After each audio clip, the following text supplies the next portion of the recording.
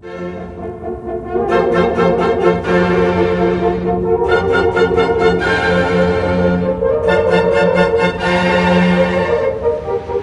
the date of its first publication in 1888, the Financial Times has been one of the most authoritative providers of business and world news. The FT's expertise hasn't only been confined to the familiar pink paper. For the last decade, the FT's customers have become increasingly accustomed to the screen-based delivery of information. Content from the newspaper has been available through a variety of digital services.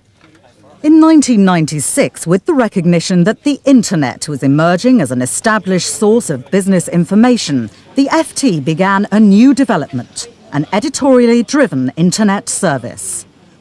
The kind of website that we wanted to create was something very new and different. We didn't just want to replicate the newspaper. We wanted to take the traditional strengths of the Financial Times and extend those using the technology available into this new medium. So we have created a site that is editorially driven, written and created by journalists with our users' interests in mind. Cutting-edge web journalism, cutting-edge publishing. To develop this electronic publishing system, the FT required a straightforward mechanism which would allow non-technical writing staff to provide customised information to an online audience.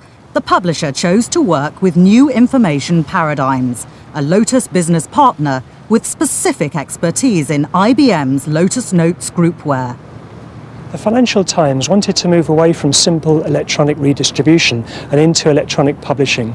Using Lotus Notes is a very good foundation for the creation of a site such as this, a complicated website, because it enables you to have the foundation for collaborating of many different people, the approval process, and the creation of a site with a very rich character and structure. For Josie Roberts, who's in charge of the development of online publishing at the FT, the project's been a huge challenge and ultimately very successful. We believe that it's very important for all business information publishers to get involved in electronic publishing because it is the future. Therefore, it's very important for us to get in and learn how to do it and learn how to do it very well. The site's been very successful. In the 8 months since launch, we've exceeded our registration targets by 90,000. We've attracted considerable advertising revenue, quite to the amazement of our competitors. And we've also got a very loyal customer base who appreciate the content we're providing.